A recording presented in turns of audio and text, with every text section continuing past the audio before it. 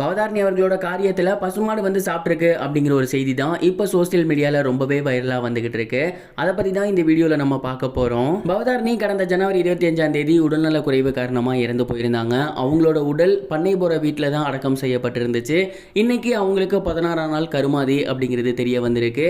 இந்த 16ஆம் நாள் கருமாதியில் அவங்களுக்கு எதெல்லாம் ரொம்ப பிடிக்குமோ அது எல்லாத்தையுமே சமைச்சிருக்காங்க.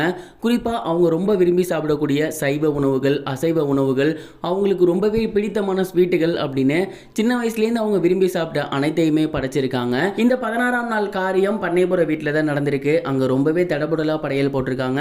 அந்த படையலை வெளியே எடுத்துட்டு போயிட்டு காகத்துக்கு வச்சிருக்காங்க. காகம் வந்து சாப்பிட்டதோடு மட்டும் இல்லாமல் பண்ணைபுரத்து வீட்டில் இருக்கக்கூடிய பசு வந்து அந்த படையல் சாதத்தை சாப்பிட்ருக்கு அப்படிங்கிறது தெரிய வந்திருக்கு. இந்த ஒரு விஷயம் எல்லாத்துக்குமே மிகப்பெரிய ஒரு சந்தோஷத்தை கொடுத்துருக்கு. ஏன் அப்படின்னா பெரும்பாலும் 16ஆம் நாள் காரியத்தப்ப காகத்துக்கு சாப்பாடு வைப்பாங்க. அப்போ காகம் வரதே ரொம்ப ரேர். அதுவும் நிறைய கூப்பிட்டதுக்கு அப்புறம் தான் காகம் வரும். அந்த மாதிரி காகம் வரதே ரேராக இருக்கும் போது ஒரு பசுமாடு வந்து சாப்பிட்றது அப்படிங்கிறது மிக சாதாரணமான விஷயம் இல்லை.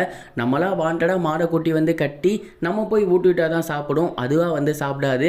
இங்கே காகத்துக்கு வச்சதில் காகமும் எடுத்து பசுமாடும் தானாகவே வந்து அந்த சாப்பாடை சாப்பிட்ருக்குங்கிறது எல்லோருக்குமே மிகப்பெரிய ஒரு சந்தோஷத்தை கொடுத்துருக்கு. பவதாரணி அவர்களே பசுமாடாக வந்து அவங்களுக்கு படைக்கப்பட்ட சாதத்தை சாப்பிட்ருக்காங்க அப்படின்னு அவங்களோட ஃபேமிலி மெம்பர்ஸ் எல்லாருமே மிகப்பெரிய ஒரு சாட்டிஸ்ஃபேக்ஷன் ஆகியிருக்காங்க. அண்ட் மேலும் கண்டிப்பாக பவதாரணி அவர்களோட ஆன்மா சாந்தி அடைஞ்சிரும், அவங்களே ஆசீர்வாதம் கொடுத்துருக்காங்க அப்படின்னும் ரொம்பவே எமோஷ்னலாக ஃபீல் பண்ணியிருக்காங்க. இது ஒரு புறம் இருக்க சோசியல் மீடியாவில் ரொம்பவே வைரலாக போய்கிட்டு இருக்க ஒரு டாபிக் அப்படின்னா சமந்தா அவர்களுக்கு 2வது மேரேஜ் கூடிய சீக்கிரம் நடக்க போகுது அப்படிங்கிறது தான்.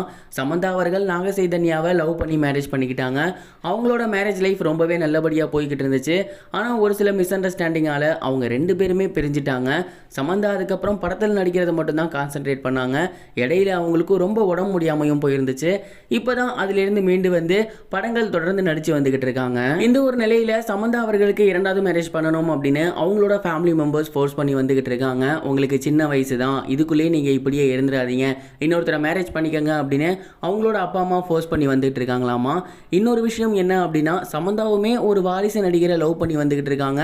கூடிய சீக்கிரம் அவங்கள தான் மேரேஜ் பண்ணிக்க போறாங்க அப்படிங்கிற மாதிரியான ஒரு டாக்ஸும் போய்கிட்டு இருக்கு. இதில் எந்த அளவுக்கு உண்மை அப்படிங்கிறது தெரியல. ஒருவேளை இது உண்மையாக இருக்கும் பட்சத்தில் சமந்தா அவர்கள் 2வது கல்யாணம் அந்த வாரிசு நடிகரை தான் கல்யாணம் பண்ணிக்க போறாங்களா, இல்லை அவங்க பேரண்ட்ஸ் பார்த்து வைக்கிறவங்கள கல்யாணம் பண்ணிக்க போறாங்களா அப்படிங்கிற ஒரு கேள்வி இருக்கு.